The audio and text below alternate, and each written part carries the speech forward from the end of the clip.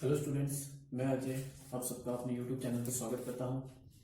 आज का हमारा टॉपिक रहेगा टर्मिनेटिंग और नॉन टर्मिनेटिंग। सबसे पहले आपको इस चीज का ध्यान रखना है कि जब भी आपके पास कोई भी क्वेश्चन फ्रैक्शन फॉर्म में दिया हो तो आपको उसके न्यूमरेटर और डिनोमिनेटर को प्राइम फैक्टर में चेंज करना है। तो चलिए सबसे पहले बात करते हैं टर्मिनेटिंग की। अगर आप प्राइम फैक्टराइजेशन करने के बाद किसी भी टर्म के डिनोमिनेटर में 2 पावर n और 5 पावर m को देखते हैं तो आप कहेंगे वो टर्म आपके पास टर्मिनेटिंग है। मतलब अगर आपको डिनोमिनेटर में कोई भी वैल्यू 2 की पावर में और 5 की पावर में मिलता है तो वो आपके पास टर्मिनेटिंग होगा।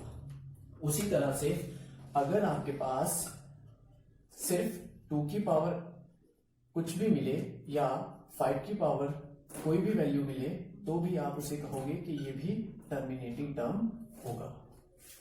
अब बात करते हैं नॉन टर्मिनेटिंग की। नॉन टर्मिनेटिंग में आपको ध्यान रखना है कि अगर आपको डिनोमिनेटर 2 की पावर कोई भी वैल्यू या 5 की पावर कोई भी वैल्यू के साथ कोई अदर नंबर मिले तो आप कहेंगे वो नॉन टर्मिनेटिंग टर्म है। उसी तरह से अगर आपको डिनोमिनेटर में 2 की पावर n और अदर नंबर मिले तो भी वह डिनोमिनेटर होगा, और अगर 5 की पावर के साथ मिले अदर नंबर तो भी वह डिनोमिनेटर होगा। तो चलिए अब हम टर्मिनेटिंग और नॉन टर्मिनेटिंग को एग्जांपल से समझते हैं। तो पहले टर्मिनेटिंग के लिए फॉर एग्जांपल अगर मैं यहां पे एक फ्रैक्शन नंबर लूं 25/1600।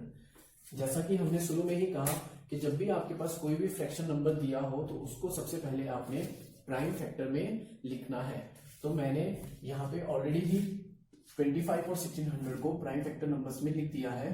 तो चलिए हम इसे प्राइम फैक्टर फॉर्म में लिखते हैं। यहाँ पे जैसे कि आप 25 को लिख सकते हो 5 पावर 2 और 1600 को लिख सकते हो 2 पावर 6 इंटू 5 पावर 2।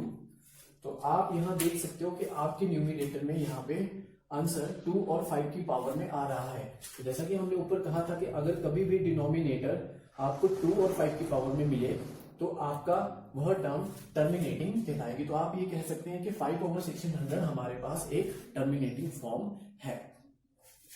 स्टूडेंट्स, अब इस टर्मिनेटिंग फॉर्म को अगर हमें डेसिमल में चेंज करना है तो उसके लिए हमें करना है, सबसे पहले आपको चेक करना है डिनोमिनेटर की हाईएस्ट पावर वाली वैल्यू। तो यहां पे आप देख रहे हो कि यहां पे हमारे पास हाईएस्ट वैल्यू है 2 पावर 6। तो अब हमें कोशिश करनी है कि हम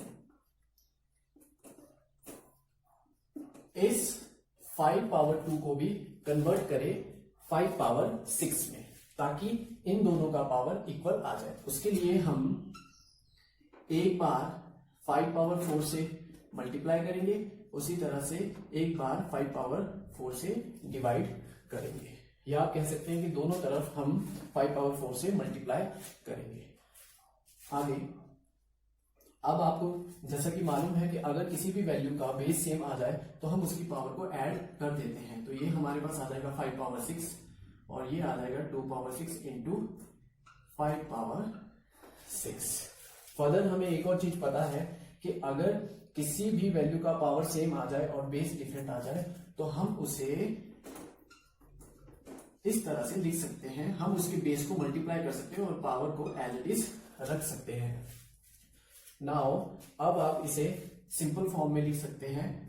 तो सिंपल फॉर्म में आप अगर 5 को 6 टाइम मल्टीप्लाई करते हो तो आपके पास लगभग 3125 मिलेगा, और अगर आप इसे लिखते हो तो ये आपके पास इस तरह से आ जाएगा 1 2 3 4 5 6।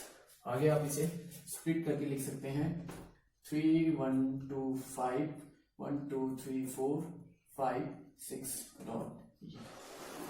तो स्टूडेंट्स, आपने देखा कि हमने टर्मिनेटिंग फॉर्म को किस तरह से डेसिमल फॉर्म में चेंज किया। अब बात करते हैं नॉन टर्मिनेटिंग की। तो नॉन टर्मिनेटिंग के लिए हम एग्जांपल लेते हैं। Example 129 over 2 power 3 5 power 6 7 power 1। तो आप यहां पे देख सकते हैं, हमने ऊपर लिखा है कि अगर डिनोमिनेटर में 2 की पावर और 5 की पावर में कोई भी वैल्यू आ जाए, लेकिन अगर उसके साथ कोई अदर नंबर भी आ जाए, जैसा कि यहां पे आ चुका है, तो आप ऐसी टर्म्स को कहेंगे non terminal terms. Non terminal terms. तो इसी तरह से आपको यह भी ध्यान रखना है कि अगर डिनोमिनेटर में 2 और 5 ना भी हो तो भी वह नॉन टर्मिनेटिंग टर्म होगी। तो इसी तरह से हम किसी भी फ्रैक्शन नंबर का टर्मिनेटिंग और नॉन टर्मिनेटिंग फॉर्म निकाल सकते हैं।